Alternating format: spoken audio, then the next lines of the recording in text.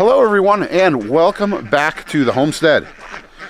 Today is the official start of the farming season and we're pretty excited for it. Got the call just a few minutes ago from the post office that our first batch of meat birds have arrived for the season. So we're gonna go pick them up, then I'm gonna drop Emma off at school, come home, get them in the brooder.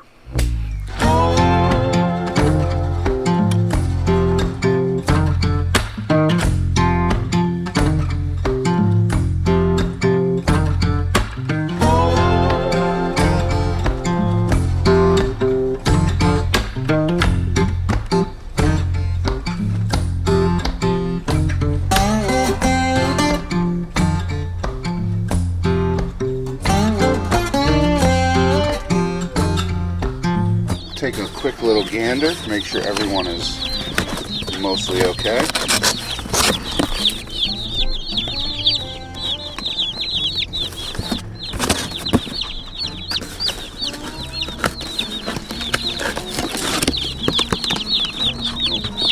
One didn't make it. That happens. Terrible homesteader moment. I was laying in bed this morning and had completely forgotten that chicks were showing up today. We're totally all set up for them. I was laying there and I was just like, oh, it's such a nice morning. It was warm yesterday and last night, and it's gonna be warm today. And then my phone went off. The post office was calling me to come pick up the chicks. And I realized, oh wait, we've got meat birds showing up today from McMurray. So yeah, otherwise I would have been ready to go versus this morning where I just kind of had to spring into action. We're home, and it's time to get these little guys and gals. Actually, no, they're all guys. It's time to get these little guys in the brooder. We raise here on our homestead all males when it comes to meat chickens. When you order them, you have the option to pick. Males, females, or a mix, and we like raising all males. There's actually a reason why we do that, believe it or not. It's not just us being sexist toward the girl chicks or anything like that. So the reason why we get all males is because we found that the males the biggest thing is that males tend to grow bigger. And while we raise a lot of these birds for our own consumption, we do raise them for sale. And people tend to like larger birds a lot of the time. That's a good thing for us. At $5 a pound, a 4-pound bird sells for less than a 5 or 6 pound bird. So if we can get larger birds out of it, we end up making more money. The key to that whole situation is that we've raised mixed groups as well. And we found that in a mixed group, typically the birds will eat the same amount of feed over their lifespan. And those mixed groups, you end up with smaller females and larger males. So really, at the end of the day, your feed conversion rate goes down a little bit because the female feed conversion rates, at least as I presume, are not as good as the feed conversion rates of the males, and you end up spending more on feed to make less meat.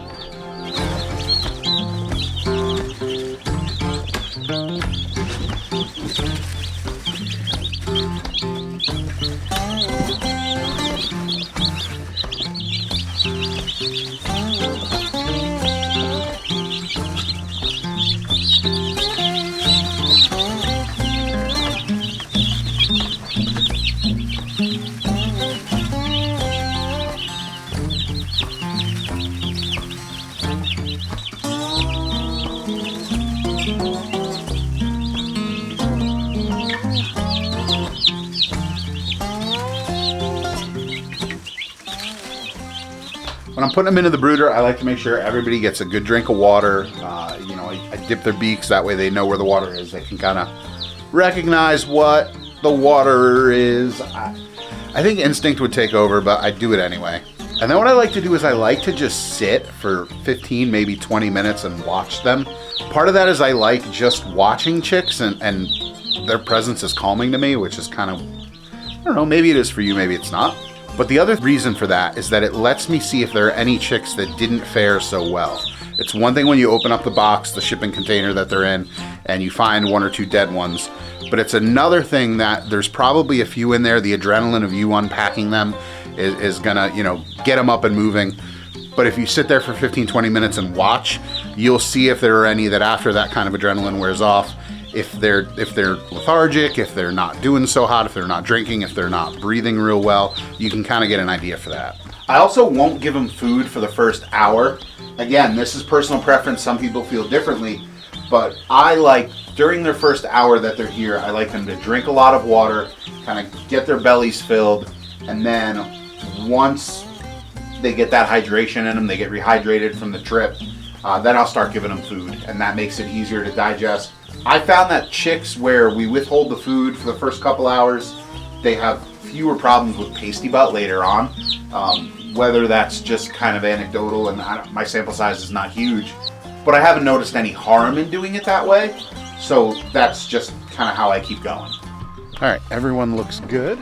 So we'll close them up for the day.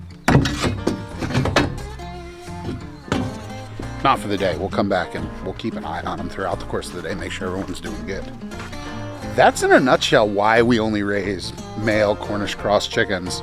For us being as small as we are, we need to maximize every possibility of profit.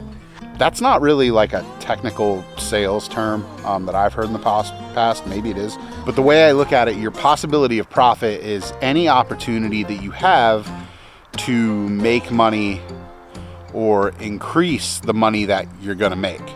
For any animal that you're raising for meat, your number one cost associated with that animal, 9 times out of 10, sometimes your livestock cost itself go up, but your number one cost is gonna be feed. So if you can raise an animal that has a slightly better feed conversion, where Cornish crosses in general across the chicken space have the best feed conversion. There's nothing else out there that comes close, not Freedom Rangers, not Bressies, not anything.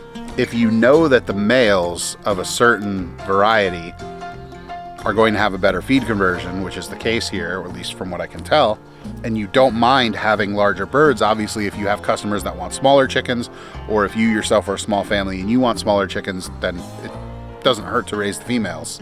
But if the situation works for you and you can get the better feed conversion, I say go for it. So yeah, farm kickoff 2023. The chicks are here. Turkeys are gonna show up next week. Pigs the week after that. So we're gonna go from no animals on the farm in early April to now we'll have 70 animals on the farm.